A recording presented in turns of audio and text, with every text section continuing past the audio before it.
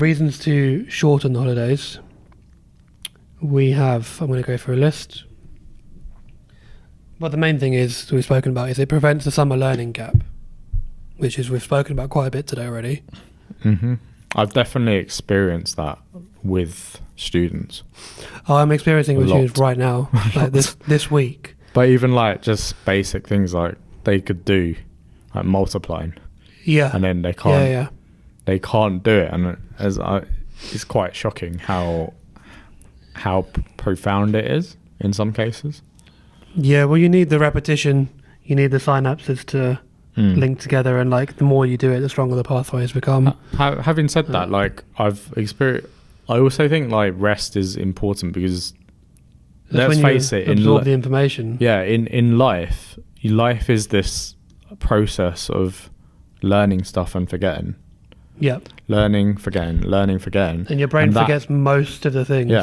It's like something like 80-90%. Like it's a lot. Yeah. And I found that, for instance, it's like playing the piano or something like that, and then I take a break from playing the piano. I go back to playing it. At first, it's hard, but then once I like play it a bit more, I play better. So it's like the pathways start to light up again. And they light up better. Yeah. So as a result, like they're strengthened.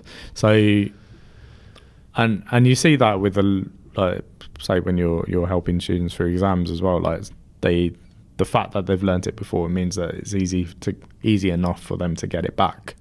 It's just the matter of them reviewing it. Yeah. But I mean, you can prevent that, I suppose, by actually doing some work during long holidays. You can do some work. Yeah, doing just a little bit, like on a semi-regular basis, will sort of prevent some of those issues. So short holidays are better for working parents. Like we said, nowadays, pretty much every family will have 2 working parents. I think this is like the strongest argument really for it, because the childcare issues. I think without the necessary childcare provisions in place, I know like there has been some attempt to put in a bit more childcare provision, but it's not nearly enough to cover that amount of time. Yeah. And without that, it's going to be, I mean, we might have to just shorten them, because at this rate, it's not going to be. Well, yeah, it's based, like we said, it's based on like 1800s farming and needing that help. And it's the whole timetable is based on old times, but this is a very modern problem. Yeah.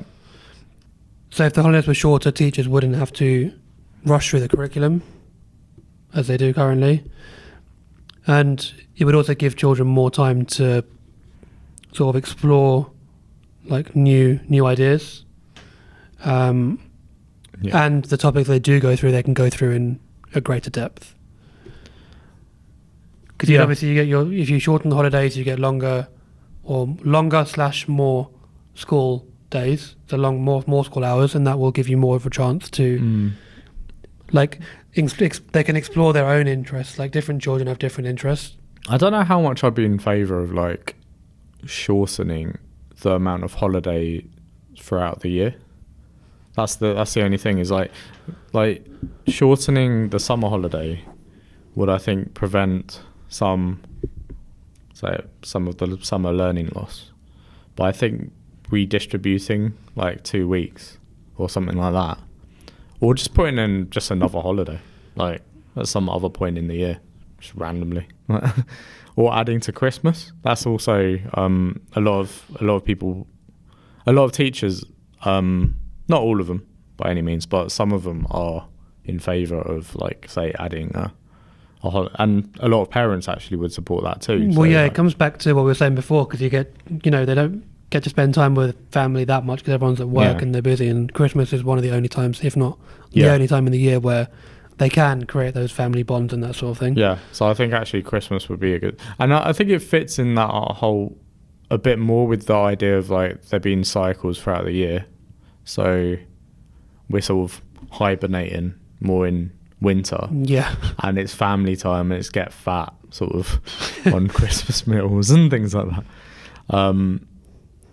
I think it actually plays well into our culture to add a bit more holiday at Christmas and then I would probably agree with that. Subtract from summer.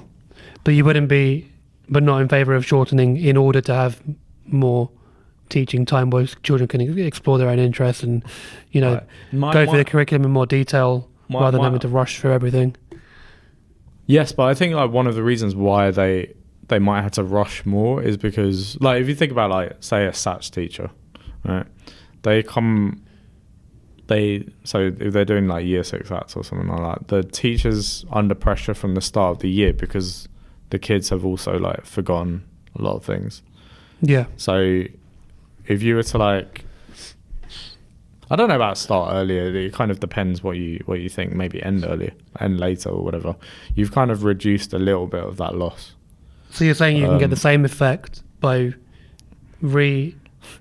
distributing the summer like more evenly across the year through Christmas, maybe. Potentially. That would then reduce the summer learning gap, which would actually mean that they could go through. Potentially, but I think I'd take like 1 week from summer and put it in winter, and then maybe I'd take the other one and put it in like Easter or something like that. Yeah. Rather than put 2 weeks in Christmas, because that would just like we know that they forget stuff over Christmas. Yeah. Like it's just one of those things. Like. Yeah, I've seen it so many times. Like they forget stuff over Christmas, but like just having that 1 week at some other point in the year might help them a bit more. And then Easter, you could lengthen it slightly, because I feel like again Easter's one of those times where it's like, I think it fits into certain like say the Islam and how they work, like Eid and. So yeah, it coincides with So I think it would actually be more equitable, like for everyone, if it were distributed in that way. That's a good point. Yeah, that's probably what I'd favour. Okay. Yeah, that's a good point. The last one we have is it's more like demographic based. So students who don't get to travel or like go on holidays with their family, they will be more at a disadvantage, because that's one of the highlights of having like a holiday. But if you have a longer holiday, students who don't do that already will be further disadvantaged from other students who have like travelled and seen other countries and like got these new experiences and things, or have the money for childcare or for tuition or for whatever else. Yeah, shortening this. It would mean students who don't get to do all that stuff would be less disadvantaged. Yeah, so that goes back to what we were saying earlier. Like, obviously, like we could take any amount of holiday, and it probably wouldn't. Well, any amount. Maybe like we could probably at most take like 2 months, and we'd probably be more or less okay. Or we did take 2 months.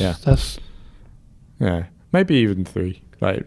At a push, because like if you've just got that ability to retain stuff, then it's not so much of an issue. But a lot of kids don't. Well, it's not just the ability to retain stuff; it's the support network.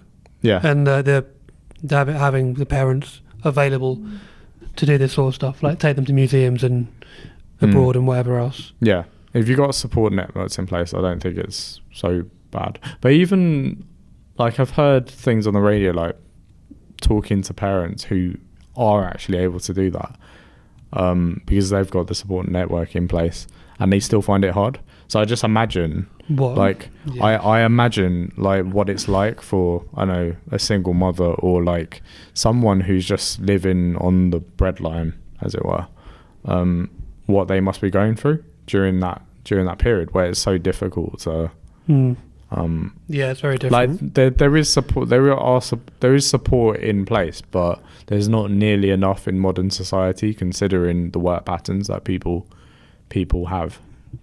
In fact, that's probably something that would drive a lot of growth in the economy, but also, so it would improve everything. It's just like a bit more support for like childcare. Thanks for watching this clip of the Education Lounge podcast. To watch another clip, click here or here. To watch the full episode, click here. Don't forget to like and subscribe, as it really helps the algorithm. The Education Lounge Podcast.